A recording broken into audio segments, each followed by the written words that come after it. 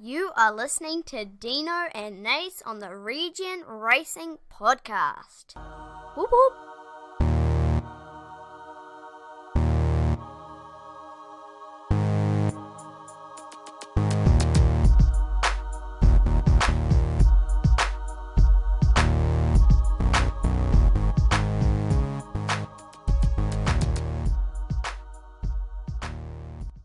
Thank you for that wonderful introduction, Lillian. I am indeed your host, Dino, here again with Nath. How are you doing, Nath? I'm doing good, thank you. Brilliant. Has it been a good week?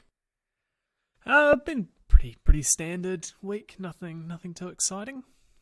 You haven't been out and about at all, or just I guess the study's back in full swing now. So Study's back, yeah. What about yourself, Dean? I know you've been up to a wee bit this week. I've been up to a lot actually. It's crazy. I've been doing a lot. So have you ever been to Castle Hill? I have not for a couple of years, but I have been there in the past. Yeah, there's some cool rock formations, and these are like you can walk in between them, and they, you wouldn't want one to fall on you. They are massive, the size of houses, and sometimes the size of apartment complexes. These are huge, kind of like Stonehenge, but all higgledy-piggledy. So, yeah, it's interesting. And I also, what else have I been doing? It's been your birthday this week, hasn't it? Oh yeah. So I went out for dinner last night at the lab, and had some pizza and some chicken croquettes and chips, and I just couldn't fit dessert, and it was one of those. It's so good. Yeah, they have it's called the lab, and everything's kind of science orientated. So you get the glass of water on the table, and it's a beaker, and it's like that. So have you been? Is this the one out in Lincoln? Yeah, it is. Yeah, Yes, that's the one. I have been there. Right, perfect. Moving right along, but before we do, we have a thank you. The Super License F1 podcast. We got a nice set of stickers sent to the, what do they call it? Regen Racing HQ. Yeah. I thought that was a nice touch. And a lovely handwritten note as well, which was nice. Yeah, for sure.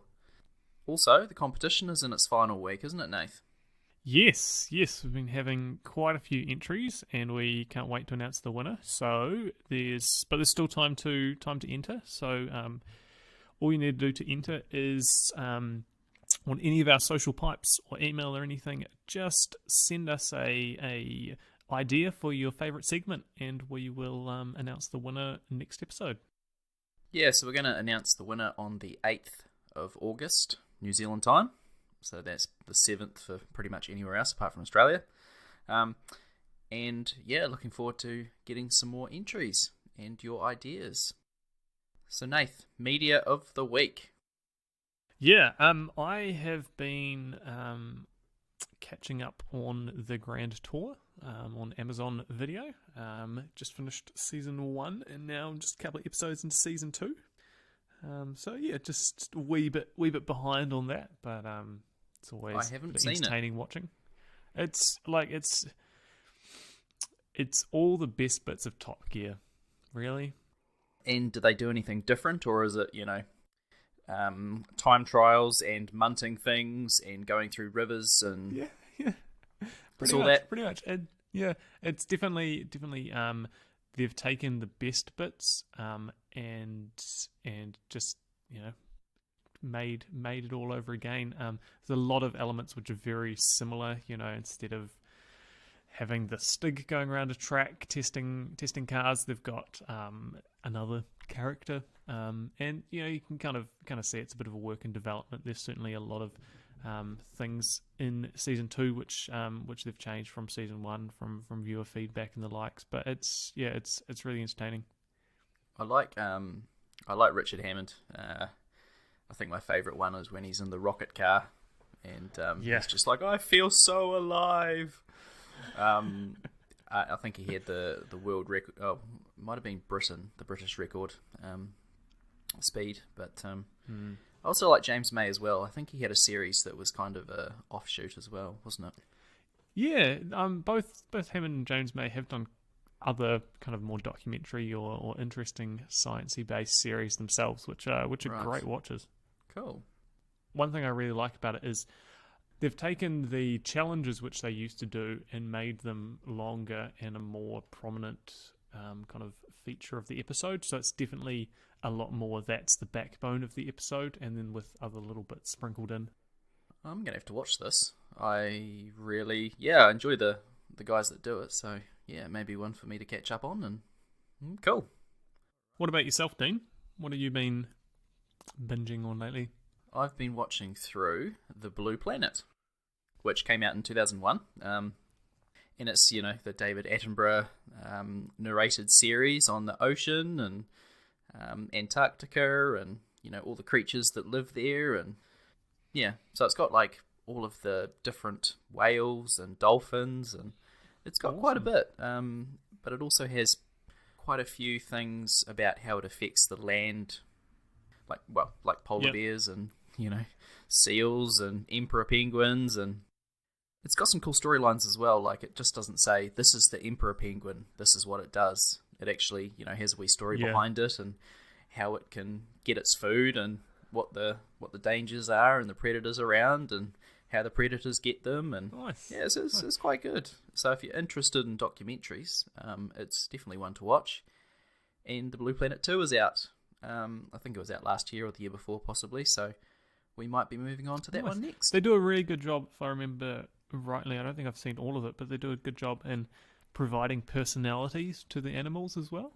Yeah.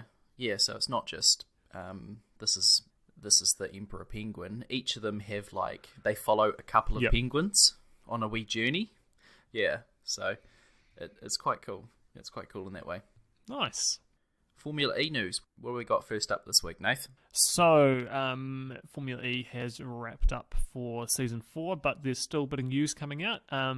Dragon Racing has appointed a new team manager, Gary Holland. So he's just completed a 2.5-year stint with Jota Sport, played a pretty integral part in the British team's success in sports car racing, including 24 Hours of Le Mans victory. So he's replacing David Stubbs, who has moved on to Dragon last year. So, yeah, the usual end of season changes and reshuffling. Still haven't heard the Season 5 driver lineup, but we expect to hear that soon. Yeah, I expect Jose Maria Lopez. In the article from eRacing 365 also suspects that Jose Maria Lopez will come back, but interestingly that Maximilian Gunther, who is their test and development driver, might be in the running as well. Have you heard of him before? Well, he does have the best name ever, but I haven't heard of him before, no. He does. Right. So I think he's currently in F2. Right. And I think I first heard about him a couple of years ago, or it might have been last year. I don't know where the time's gone. He was racing in Macau, and he did a really good job, so he's definitely one to watch. And hopefully we'll see him in Formula E, just so we can hear his name being called out. Oh, you can't wait for that, can you? I can't. Yeah, it is a cool name. It's Maximilian Gunther. Yeah, and especially with the British accent, it'll sound pretty cool. Oh, yeah. Or Bob Varsha, American guy. Yeah, let's hope so. So, Nick Heidfeld, some news that he's set to leave Mahindra as other options are opening up for him. Yeah, he joined Mahindra in Season 2 of Formula E, so he's been racing with them for the last 3 seasons. He's had a bit of a mixed bag. Scored 7 third-place finishes for Mahindra. His best overall finish of 7th in Season 3. This season only registered 42 points, less than half of what he got last season. So he's been looking at different future projects away from Mahindra. Yeah, it's an interesting one. He's got a lot of experience, so maybe I would have thought that he might join another team on a technical role or an advisory role, or stay at Mahindra doing the same. But yeah, it's rumored that he's going to Rallycross, which he's got a lot of experience, especially with the electric cars, and Rallycross is going to be electric in 2020, so that might be the move for him. Yeah, it's certainly something we've seen a lot this season, as some of those drivers who have been involved in Formula E for quite a few seasons and were performing really well in the earlier seasons, just kind of dropping down the order a little bit this season. Especially Buemi, unfortunately, and also Prost, who isn't coming back or looking for another drive at least. And also still a Mahindra, Rosenqvist. He's, in talks, or it's rumoured that he might be in IndyCar next season. Yeah, that'd be quite a change. I miss seeing him in Formula E. Yeah, I think I'd miss him quite a bit, actually. He's not one of my favourite drivers, but I do like seeing him do well. So hopefully he is retained and Mahindra can keep him, or I think it would be cool if he partnered Sam Bird, but yeah, I think it would be good for the series as a whole to retain, that kind of driving talent.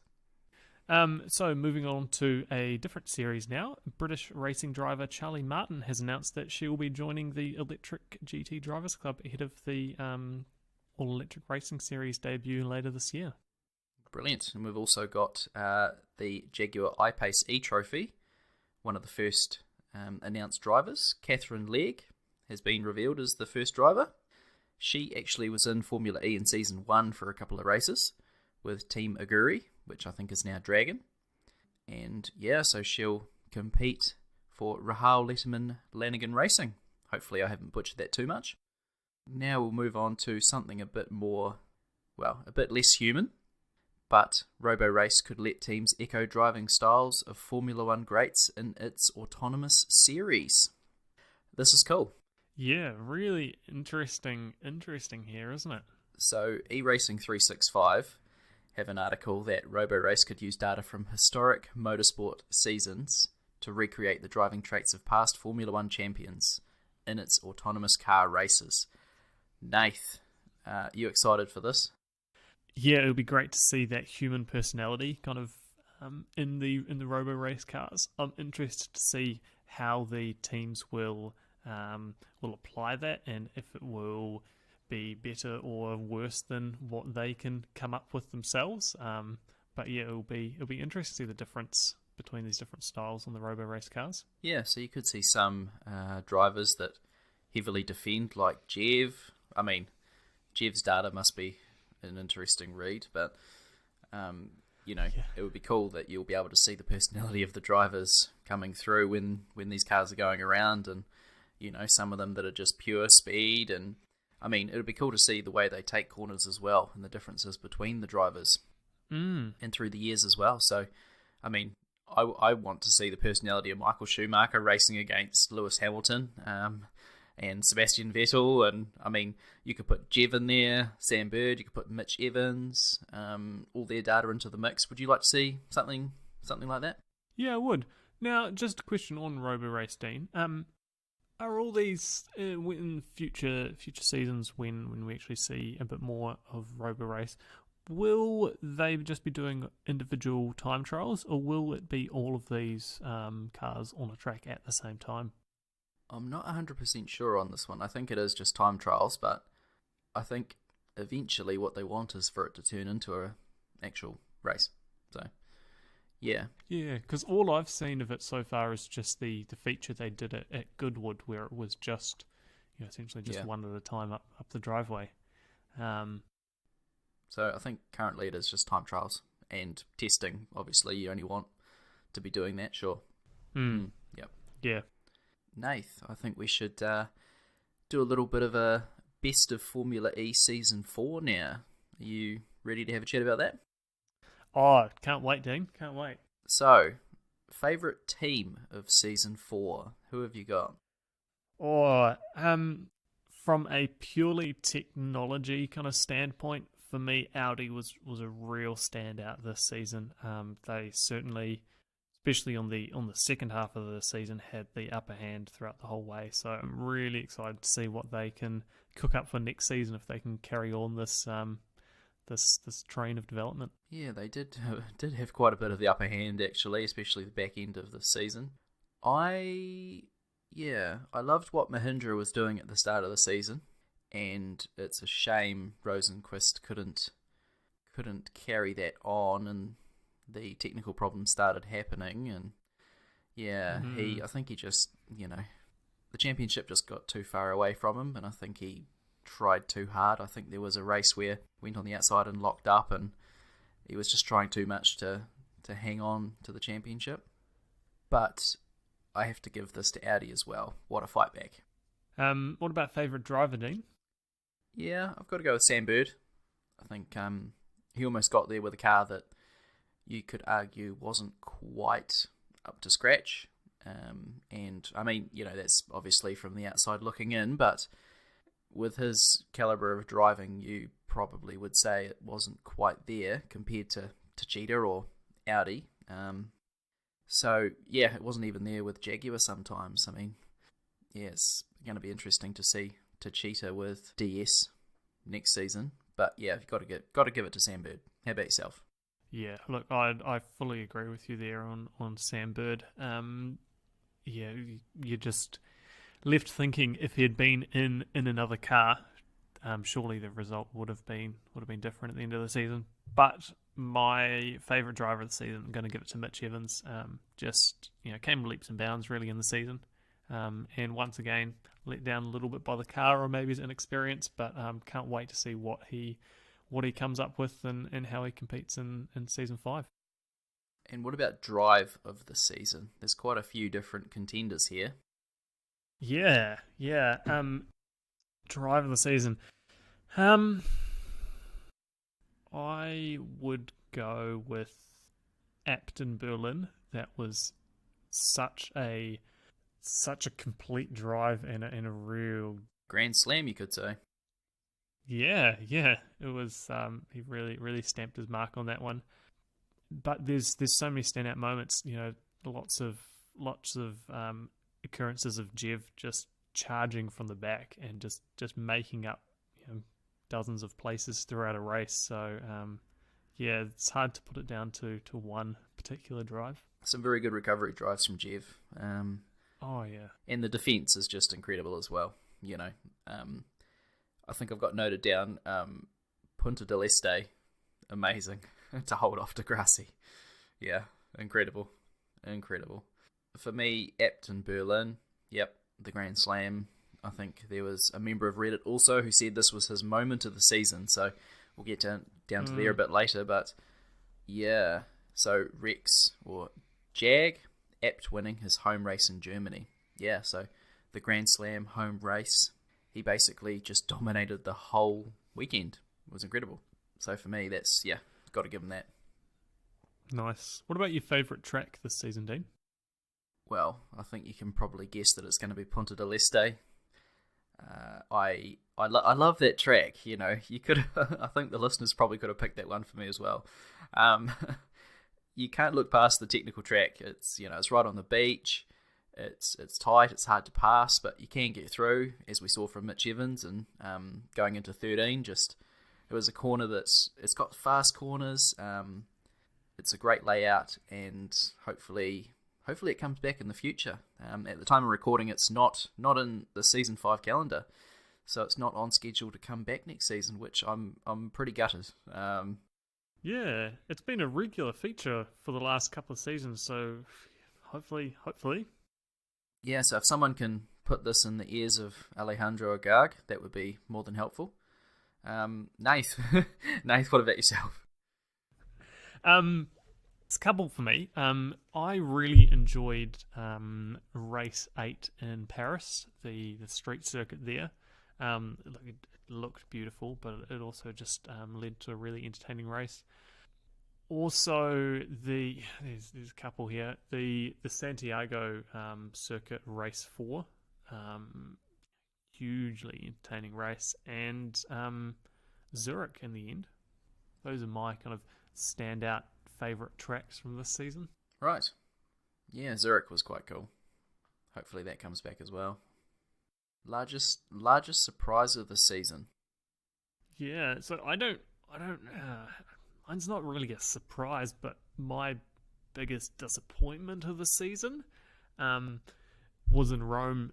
Evans starting or sitting in a position so close to a podium finish, but just running out of power on the final lap. That was my disappointment of the season. Where did he get in the end? Was it 8th or 9th? One of the two. He got some points. Kept on dropping down. Yeah. From sitting in second or third to up to the second to last corner, and yeah. So my largest surprise of the season was Andretti, that they were absolutely nowhere. It's interesting that they've been getting less points every season since they've been in Formula E. And if you would have asked me who would be last this season, I think Andretti would be nowhere near that. So that's my largest surprise, that they wouldn't have been my pick. Yeah, they seem to just in their two cars, Antonio Felix da Costa raced in every race, but then they had 3 other drivers in that second car throughout the season. So I wonder if that's had something to do just with that. So many driver changes, not having that stability. Yeah, potentially. Maybe the car just wasn't up to it. I mean, maybe. Yeah, it's disappointing. So moment of the season. It has to be the final race in New York. Andre Lodera jumping the start. That's the defining moment of the season. If he had finished 1 or 2 places higher, Techeetah wins both. Yeah, so I'm sure he's probably gutted that he cost the team the championship, but yeah, that's what it is. That's what it is in sport sometimes. Yeah, at the end of the day, you don't want to put it down to one action that you could have done or couldn't have done, because it'll just eat you up. Yeah. So what was your moment of the season? My moment of the season, race 4 in Santiago, Lotterer ploughing into the back of his Techeetah teammate, Jean-Eric Verne. That was a cool one. I just couldn't believe that. That was just something else. The reason being, I think it was, Jean-Eric Verne thought he had another lap, and so he was conserving energy and couldn't believe that the people behind were catching him so easily, and yeah, it was cool.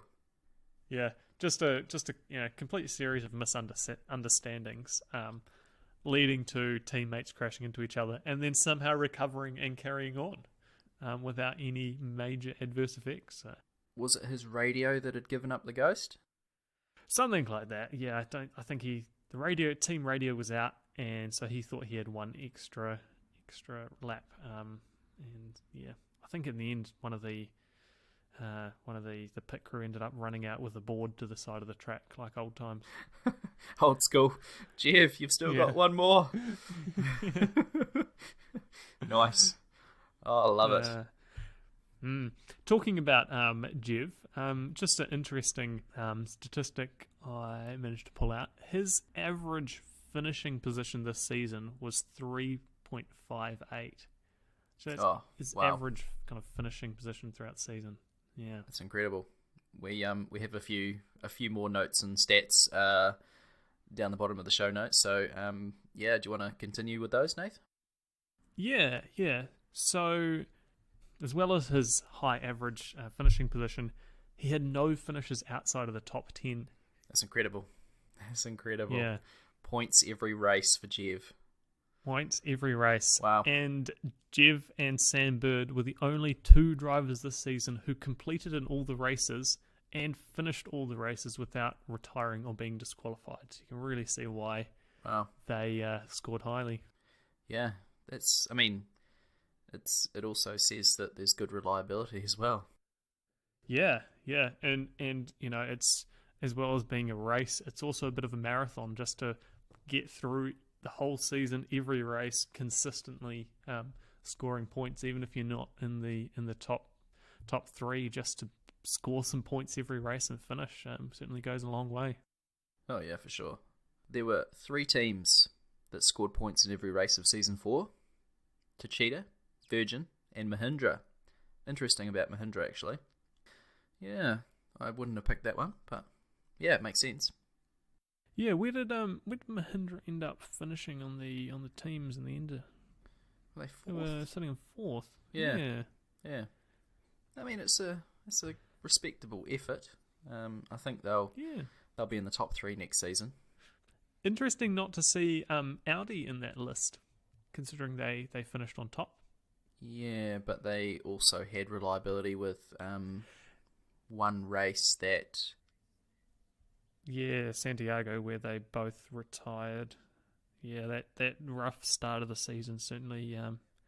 but they got over it in the second half, so it really helps to reinforce that point. Or there might have been one race where Degrassi retired, or Daniel retired, and the other one, I think, didn't quite get in the points. Yes, race might have 2 been in Hong Kong. Nose change. Who was that? Retired, and Daniel Apter retired, and Lucas Degrassi finished in 14th. Yep, that's the one. Season 4, Jean-Eric Verne led a total of 180 laps, a record for the most laps led in one season. That's incredible. Wow. That's pretty cool. Yeah. How many do you know how many laps in total this season? I've got no idea. I haven't done the counting. It'd be good to see what percentage it was. Yeah. I'll put that in the show notes for the listeners to give them a bit of a statistic there on what percentage of the season Jev decided to lead from the front. So let me just do some maths on the fly here. Pretty rough. 12 races. What do we say? 35 laps per race. Yeah, around there. 35. So that's 420 laps. He was in 180. 180 divided by 420. 43%. Oh wow, that's pretty good. That's pretty good going. Yeah. So we've already talked about Jev, that he finished in the top 10 of every race in this season, but he is the only champion to do it as well. Season 4 was also the first season where 2 teams scored over 250 points.